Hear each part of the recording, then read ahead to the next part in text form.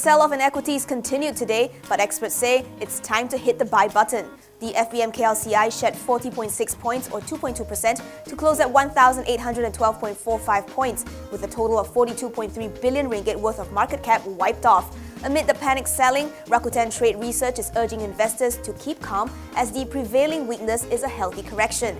In a note today, it said, now is a good buying opportunity, and points out that the country's fundamentals are still intact, aided by stronger ringgit, oil prices and corporate earnings growth. Meanwhile, AmBank Retail Research's VP Lim Say Wai says the current situation is not a major crisis.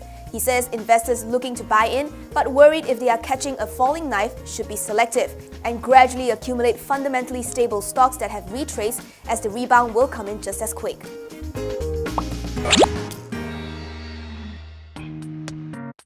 PM Najib has announced a slew of measures to spur capital market. For starters, every investor will be able to engage in intraday short selling, a practice that was restricted to all, save licensed propriety traders, in the wake of the 1997 Asian financial crisis. Bursa is also waiving the stamp duty on shares of small and mid-cap companies for 3 years starting March. Margin financing rules will be liberalized, and a new category of traders known as trading specialists will be introduced. Plus, all new investors will be given a waiver on trading and clearing fees for 6 months. Najib says the initiatives are aimed at enhancing value recognition and vibrancy in this segment of the stock market, as well as to encourage greater investor participation. Details on the implementation of these measures will be announced in a few weeks' time.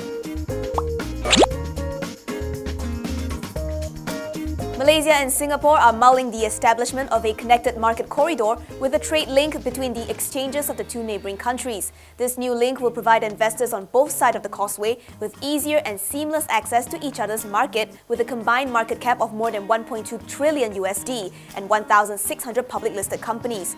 PM Najib says that he and his Singapore counterpart Lee Hsien Loong agreed that both markets have reached a sufficient level, sophistication and degree of maturity to establish a market corridor. The Securities Commission Malaysia and the Monetary Authority of Singapore will set up the regulatory arrangements. Opposition lawmaker Tony Pua wants to know why Bank Negara bought a plot of land from Putrajaya at market price when it could have applied to buy it at a nominal rate. If you recall, the central bank bought the 22.5 hectares of land for its financial education hub for 2 billion ringgit, which works out to 823 ringgit per square foot. Pua argues that the education hub is not a commercial venture and that land acquired for public universities are usually transferred at a nominal rate. He also points to 1MDB's earlier acquisition of more than 500 acres of land from the federal government, which was transacted at nominal or heavily discounted value despite it being for commercial purposes. BNM's land deal is the subject of controversy, mainly because it came around the time that 1MDB was required to make a final payment of some $600 million to IPIC. 1MDB settled the payment in full, but was opaque where it got the funds from, sparking speculation that the money came from the deal with BNM. However, Central Bank Governor Muhammad Ibrahim told The Edge the deal was an arm's-length agreement and that it was BNM that approached the government to buy the land. FNN had a tough first quarter, no thanks to higher input costs in both its Malaysia and Thailand operations. Net profit came in at 106.83 million ringgit, down 16.06% from 127.28 million ringgit previously. Revenue, meanwhile, went down 2.03% at 1.07 billion ringgit versus 1.09 billion ringgit a year ago. FNN says its Malaysian F&B segment saw operating profit, excluding one-off item, decline by 39.8% due to lower volume. Its Thai segment's operating profit fell 6.8%.